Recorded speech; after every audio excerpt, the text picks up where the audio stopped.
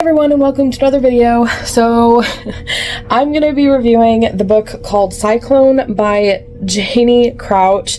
It's book 1 in the linear tactical series. So long story short, I was reading we were doing a reading challenge for October with my cousin, which was like October TBR. You pick 3 books, you have to read those 3 books. Basically, I epically failed. It's really interesting though, so check it out. Me and my cousin had a lot of fun chatting with each other, going over our books and everything, so check that out. I'll have it here as a card. But at the end of I got into romantic suspense is what I'm writing right now, and I found this linear tactical series by Janie Crouch, and I sort of like bought the whole series. 14 books. It was really expensive, but I bought all 14 books on a whim because some of them, they all sounded good, but there were a few that sounded amazing, and I decided to read them in order, so I started with book 1. So here are my thoughts. I also figured out how to actually access my notes, so I'll show you guys the cover, but I'm gonna pick out my notebook because I actually have a lot of thoughts. So overall, in summary, this is a romantic suspense. That's how it's marketed, and the whole series itself is marketed as like protective heroes, you know, guys who are protective heroes fighting for their women and protecting them and all that stuff. Not quite true, and it's marketed as a romantic suspense, and in my personal opinion, this book is a romance with suspenseful moments. There is a difference. To me, romantic suspense or romantic fantasy or romantic historical romance has to be balanced, equal parts romance, equal parts other genre. So equal parts romance and suspense, equal parts romance and fantasy, or equal parts romance and history, whatever the case is, it has to be balanced. There was like 3 or 4 scenes where they dealt with the mystery going on, and at the crime scene they talked about it, you know, and by scenes they take up like a chapter or so. And then there were 2 big like attack moments where the suspense got higher, including the ending. So the ending was pretty intense. But again, the majority of the book was focused on the romance. And the problem with that is it's marketed as a romantic suspense, but it's more of a romance, and then the romance isn't that good. So basically, it started off strong, where you have Zach, who is one of the founders of Linear Tactical, where they train their army guys, Green Berets, who are not in combat anymore. They stuck together and they use this company to like train people in self-defense.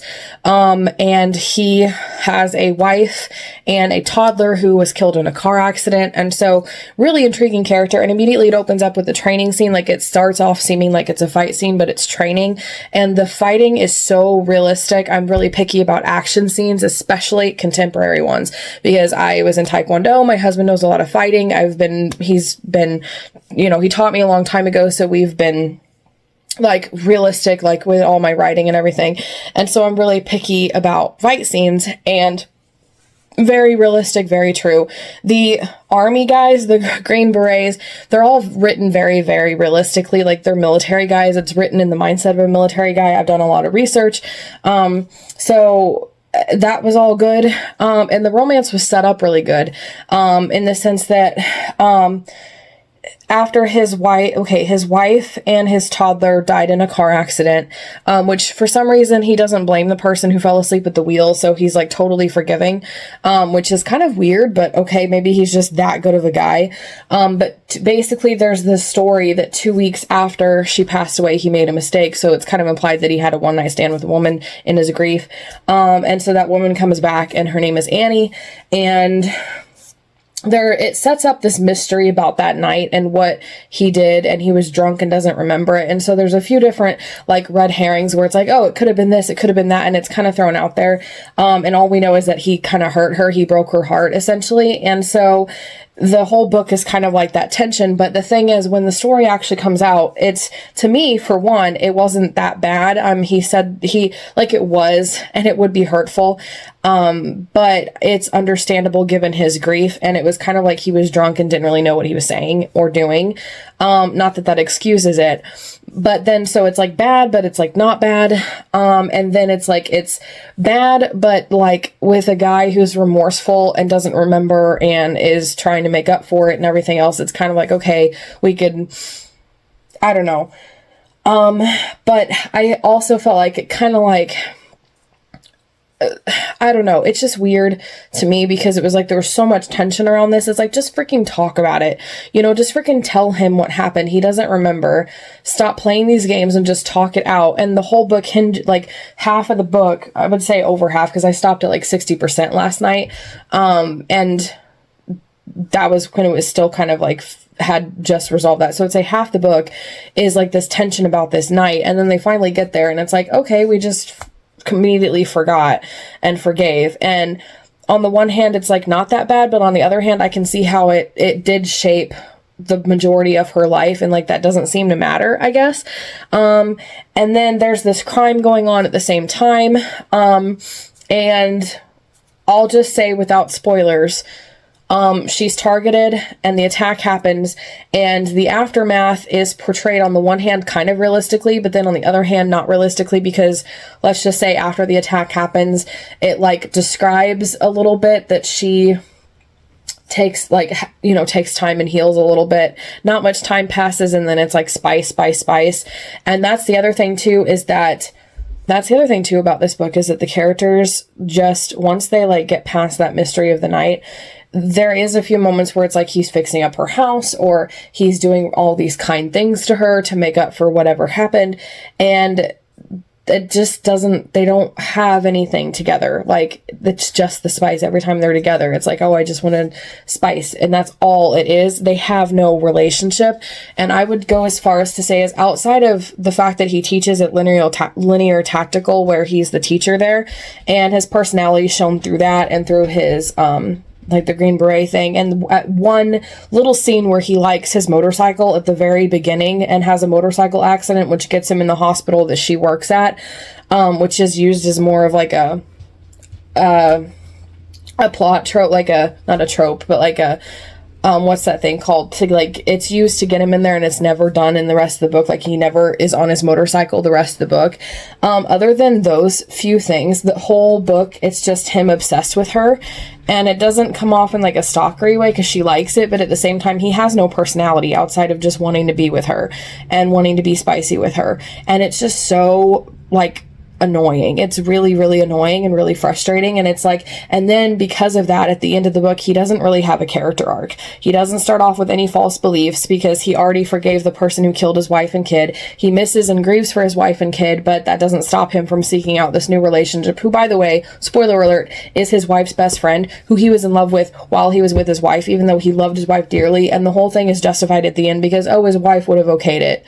Like, no woman would be okay with a man being with her best friend while she was alive, let alone while she was dead. Like, that is unrealistic. It's plot convenience. It's so unrealistic. And again, no woman who is attacked by a person, well, by a man specifically, no woman who is attacked by a man is going to be okay a few days or whatever later and immediately just get spicy. And that's like, no, that is not realistic. And like, granted, the attack was just an attack. It didn't progress any further, if you catch my drift. But still, the act of like how close it came would still have, and it did show PTSD, it did show her afraid, but it was like she could feel the attacker's breath on her ear. And then like there's one scene where I was skimming through the spice, and like when I'm scanning through just to see if it's over, and the guy that she's in love with, Zach, like whispered in her ear, and it's like, okay, that would have, you had all these other triggers that were triggering her with all this thing, but not that doesn't make, like, it was the heat of the shower or the sound of this or that in her ear reminded her of the attack, and yet an actual man speaking in her ear somehow miraculously didn't trigger her because we just needed this spicy stuff. It's so stupid and it's so unrealistic. And again, he didn't have a character arc because he already forgave the killer. He misses his wife and kid, but that's mentioned a few times, but he just is obsessed with her and wants to get with her. So his whole character and arc is revolving around getting with Annie and being with Annie and just protecting Annie and being with Annie. And he has no other personality. He had a scene where he enjoyed his motorcycle and had an accident at the beginning of the book, which again got him in the hospital to re-encounter Annie again. He teaches at Linear Tactical, which does come into play a few times throughout the book, and it really comes into play at the suspenseful time at the end, which I will admit was good up until a certain point, because again, the series, but I gotta get back on topic. So it does kind of come into play, but again, other than that, he doesn't, what are his hobbies? other than riding a motorcycle, I have no idea what this guy likes to do. He's good at teaching and he's good at training, and was in the army, and he knows like spatial awareness and basically all these army things that you get with a typical soldier. And that part was portrayed realistically, but beyond that, he has no personality. He knows how to fix things up, and he did a bunch of things for her to like take care of her, which was cute. And I like that because I like a girl that's being taken care of by a guy. But at the same time, it's like, you know, they talked about her working long shifts and that he would just be waiting there for her in bed to get spicy. They talked about how she's working hard at the hospital, long shifts, and he would just be waiting there in bed, ready to get spicy with her. And it's like, okay, you're teaching at Linear Tactical, but don't you have a life outside of just waiting for her to come home to be spicy, like wanting to be spicy with her? Is that, like, that is his entire existence. And it drives me insane because it's like, you don't have a personality. Like, one of the side characters who I'm really interested in is Dorian, and he kind of stays in the woods because he's been through some trauma. And he's still working through it, and he prefers to be alone. He is a survivalist. He knows the woods really well, and he's quiet. He doesn't like to be around people, and he's a good tracker, and he has more of a personality to me than Zach. Like, they talked about specializing, like, Zach's good at this in the army, and Dorian's good at that, and some of the other dudes, like, they all have their specialties, right? So that is that's a thing. But again, Zach has no personality outside of that. Like, who you are as a soldier is good, and that's should be included in a military romantic suspense. But outside of that, he has no personality. Like Dorian, he's an expert in wilderness survival stuff, which is an army thing, but he also does spend a lot of time in the woods and likes to be alone, so that's like a personality thing. And again, Zach doesn't have a life outside of just wanting to be with Annie, and it irritates me so much. And then the other issue I have, again, it's marketed as romantic suspense, and it's more of a romance with suspenseful moments, and then the romance isn't that good. It's only spice. There is no, like, when you think about a romance between two characters, whether it's a book, movie, TV show, whatever, you always think of, like, what draws the two characters together and, like, what their thing is. You know what I mean? Like, Damon and Elena from Vampire Diaries, first couple that comes to my mind. He gives her passion and adventure, and she makes him a better man when you break down their romance. And so a lot of their moments revolve around things like that. Like, I can't think of any other romances right now, but you get my meaning. And so, like, but this, like, when you think about what's their thing, they don't have a thing, because their thing is literally spice and wanting to be all over each other, even though she instantly, for like one little speech, and she forgave him for what he did. And on the other hand, like, on the one hand, it's not that bad, but on the other hand, it seems like she forgave him too quickly, because to me, it's not that bad. Like, it would be, I'd probably be upset, but like with an explanation and apology and things like that, like, I'd forgive. But from her perspective, the way that it was portrayed is that this ruined her life. It altered the whole course of her life. She should not and will not forgive him. And it was like, that was driven hard. And then all of a sudden that just kind of went away and disappeared. And it didn't actually portray something like what it was that changed within her. It was just like, okay, we're just going to get spicy with him again for no like, you know what I mean? Like, there was no, okay, I'm going to work through this and forgive him, and this is why I forgive him. And we didn't have that moment, if that makes sense. And again, they don't have a thing. So the romance, it's a romance, and the romance is weak, and it's marketed as a romantic suspense, but there's only a few suspenseful moments. You see what I'm saying? And for me, the suspenseful moments were the strong suit, because the fighting in this is really, really good. Like, it's really well described. There's a certain level of grit and realism to fight scenes, especially like fantasy and sci-fi. You can get by with not being as grounded in reality, because it's like fantasy. But especially when you're talking about contemporary action scenes, there's this level of grit and realism that I don't know how to explain, that a book has to have in order for it to be realistic. Otherwise, it just comes off as laughable and cheesy and not that good, for me, in my personal opinion. And this book has that. I don't know how to explain what it is, but it's like, I don't know. It's weird to explain. And it's written really well. So for me, the suspenseful moments were the moments where it shined, even though to me, it was not enough to be a true suspense, because it was not woven or blended in well or equal to the romance. The romance was the focus. And for me, the romance was the weak part, and that's the problem with this book. And so on the one hand, if we were judging just by the suspense and the action and how realistic it is and how like well written that is, I would probably give it a 4-star. But the romance is the majority of the book, and it was so weak and so annoying. I almost stopped reading this book, even though I just spent a lot of money buying the entire series. Okay. And I was determined to finish this, not only for the challenge, but for that aspect alone. Like, okay, I spent a lot of money on this series. I have to read it to justify that.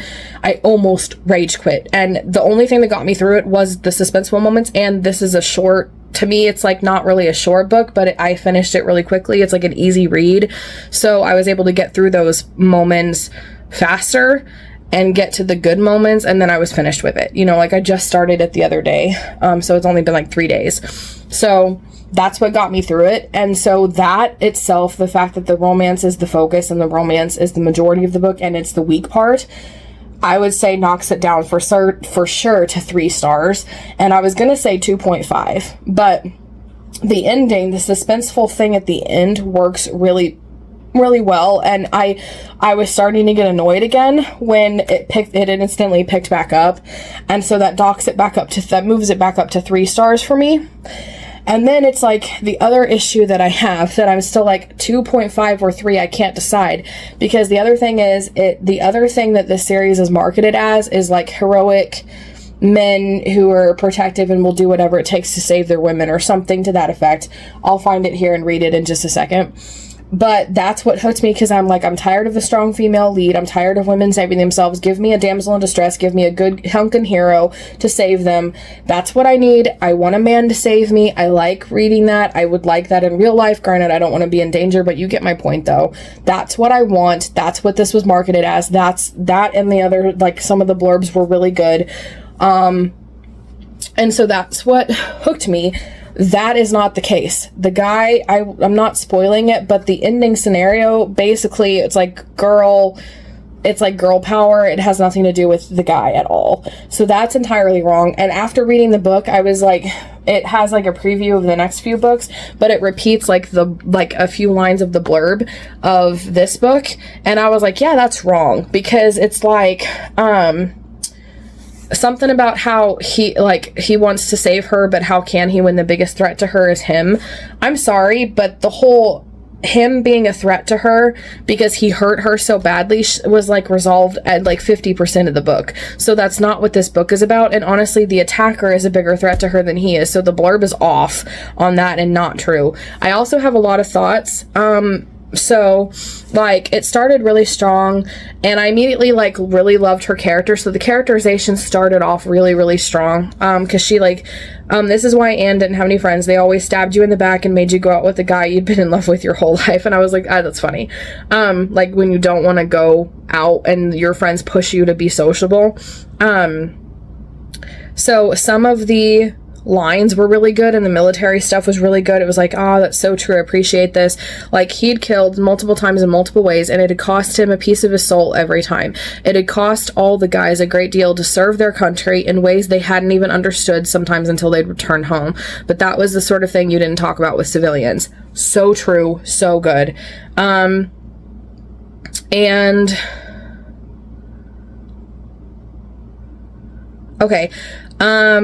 And he was like, I can't remember the context, but it was like leading up to, I knew it was going to end with a spicy moment I was getting ready to skip. And she's like, well, what if I want to? And I was like, if what he did to her changed the entire course of her life, why isn't she angrier? How is she ready for this already? And that's what I put. I had a typo. I was like, how is she ready for this already?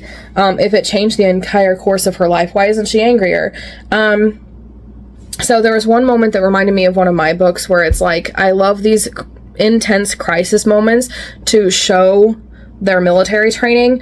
I did that too with my book that I just finished. And it's like, just how there's a crisis, something's going on.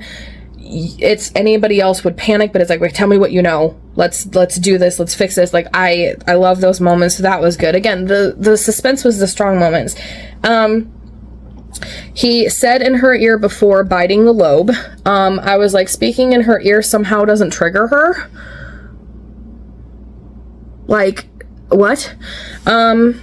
So And then there was a comment about the spice, and I said, literally, he has no life or personality outside of her, even with the training. And then basically talking about how his wife gave them their blessing even though she was dead, and it was her best friend. And like, there was one time where Annie talked about having a memory with the wife because that was her best friend, and she's like, I wish that I could give him that I didn't love him so much, so I could give him to you and let you have him. And it's like, apparently that becomes the basis for, okay, she would want us to be together and be happy, but it wasn't portrayed it was just like, she'd be fine with this. And it was like a couple times mentioned. So I was like, unrealistic. Like, gosh, they have no shame is what I said. It's like, no woman would want that, you know, if like, it doesn't make sense. And then, another time she was having a PTSD attack, and she was talking about how she always felt the attacker's breath against her cheek.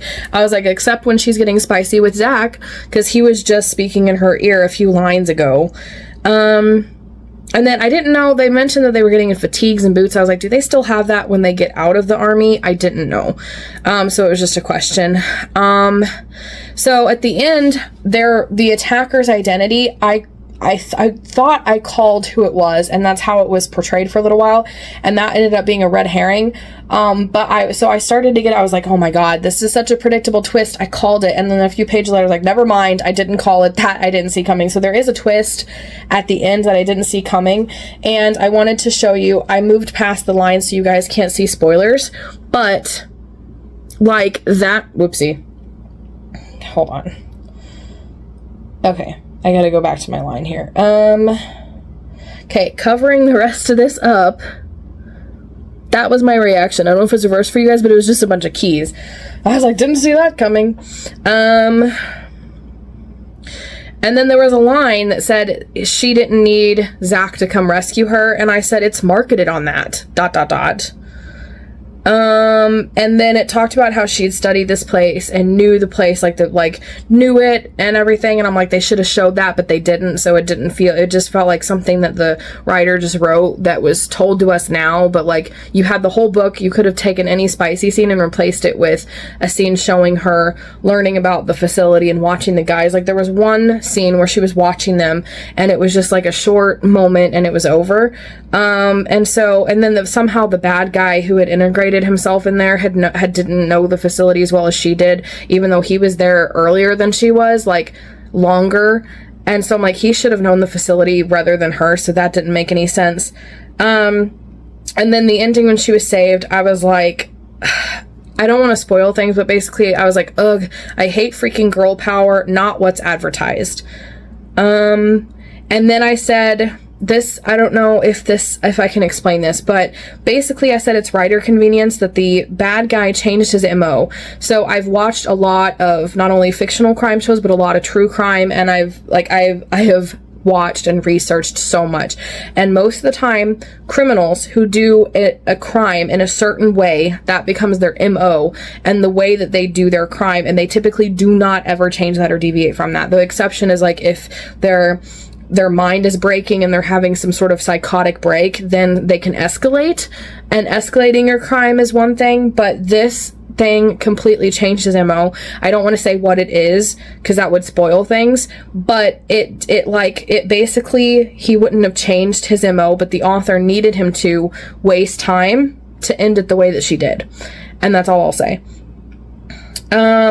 And then there was a person who was attacked that conveniently survived, but the bad guy would have shot to kill, especially since he was portrayed as like a hunter. So it's like, okay, how did he miss? But like, whatever. And then immediately after this epic, like, suspenseful moment at the end, it's like right back to the spice. And so I skipped the scene, but I was like, really? Right after? No talk? So stupid. And then again, oddly enough, he knew his wife would have approved of that too. And then I said, no, what woman would? And then I was like, he had no character arc. And then this is the line that irritates me. The whole series, this is what the author says, that it's alpha heroes who will face down any danger for the woman that they love. Binge the series today. Alpha heroes who will face down any danger for the women that they love. And I was like, no, the girls do it themselves and the guys have no character arc, at least in book 1 anyway. Like, I'm sorry, there was no danger that he faced down specifically for her. He faced down danger for other reasons, but he did not face down danger to rescue her. So I hope the series gets better, because that line does not apply to book 1 at all. And that's what not the only reason why I got the series, but that was one of the things I was looking forward to. Alpha heroes who will face down any danger for the women that they love. Zach didn't. He had a valid reason, and that part I thought was really good, but that's not what happens in the book. And then the other, like, what if something about him being the biggest threat? I was like, no, she forgave him so quickly. It was resolved before even half the book was over. And he wasn't the big threat. The attacker was. So how is that even in the blurb is what, let me get the line. He'll protect her from any threat, but what if the biggest threat is him? Like, if she had continued that thread where it was like the mystery of that night carried on, and like it wasn't resolved at like half of the book, and she didn't instantly, or maybe it was, like, even if we found out what happened about half the book, but it took time for her to forgive him and work through what happened, and then he had to protect her from this attacker, but ultimately it was still her heart that was like so broken that he had ruined her life. That would match the blurb, but that's not what happened. So overall, I would have gone down to 2.5 stars, but the suspenseful moment at the end was really good, which puts it back up to 3. But then the ending completely just ruined it for me, because again, it just ruined it. And then it was just like, it just wasn't wrapped in a way that really, I don't know, I just didn't like the way it ended, honestly. I don't know, I can't really spoil that, but I just didn't like the way it ended for me, so that makes me want to dock it down a little bit. But again, the first part of the ending was so suspenseful. I like sat up and I was like intensely reading, and that was about the part I was going to rage quit until that happened. So I want to not, but then the ending kind of ruined it for me, so I want to go back down to 2.5 stars, but I did enjoy the first part of it, so I'm like 2.7 stars, is that a thing? 2.9? Somewhere between 2.5 and 3 stars. I don't know what I'm actually going to rate it. So yeah, I've babbled enough. I'm going to try book 2 and everything. And in the meantime, check out my October TBR video. But yeah, I don't know. Whatever. If you liked this video, please be sure to give it a like and subscribe for more writing and reading videos every Monday, Wednesday, and Friday. And in the meantime, again, if you liked my review of this book, which was, just for reference, Cyclone by, oh my gosh, I clicked on the wrong thing. Apparently it took me to a thing. And if you liked my review of Cyclone by Janie Crouch, then check out my October TBR video. Again, my cousin and I had a lot of fun with that. And there's some twists and turns in the way in that series, so check that out. The video will be up by the time you guys are watching this, so check it out. It'll be here. And yeah, so check that out. You don't want to miss it. We had so much fun.